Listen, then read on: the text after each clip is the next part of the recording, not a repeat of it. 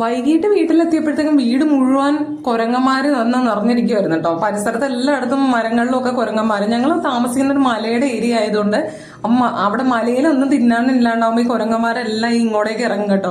പിന്നെ ഇവിടെയുള്ള ചക്ക, മാങ്ങ, തേങ്ങ അങ്ങനെ എല്ലാം തിന്നെ. ഇതാണെന്നുണ്ടെങ്കിൽ കേശൂട്ടി 2 ദിവസം കഴിഞ്ഞ് പറിക്കാന്ന് വിചാരിച്ചുകൊണ്ടിരുന്ന ചാമ്പയ്ക്ക കേട്ടോ. അത് മുഴുവൻ അവന്മാർ അപ്പൊ തന്നെ അവിടെ നിന്ന് ചാടിപ്പൊളിച്ച് തിന്നോണ്ടിരിക്കുക കേട്ടോ.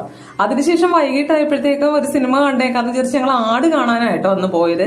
എനിക്കാണെന്നുണ്ടെങ്കിൽ ആടിന്റെ ഫസ്റ്റ് സെക്കൻഡും ഒക്കെ ഭയങ്കര ഇഷ്ടമാട്ടോ. അതുകൊണ്ട് ഞങ്ങൾ എന്തായാലും ഇത് കാണണം എന്നൊക്കെ വിചാരിച്ചു പോയി.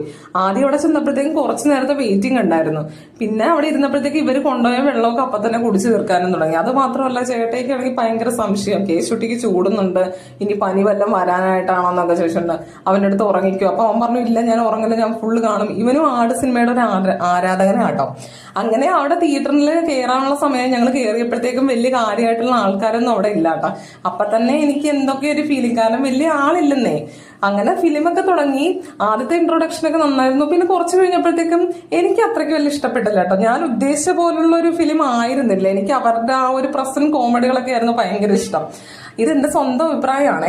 അതിനുശേഷം പിന്നെ ഞങ്ങൾ 1 മണിയൊക്കെ ആയി തിരിച്ച് വീട്ടിലെത്തിയപ്പോഴത്തേക്കും. പിന്നെ വീട്ടിൽ എത്തി കേശുട്ടി ഡ്രസ്സൊക്കെ മാറാൻ തുടങ്ങി. അടുത്ത് ഇനി ഉറങ്ങാൻ പോവുക. അപ്പൊ ഇന്നത്തേക്ക് ഇത്രയുള്ളൂ. ചാച്ച ബൈ.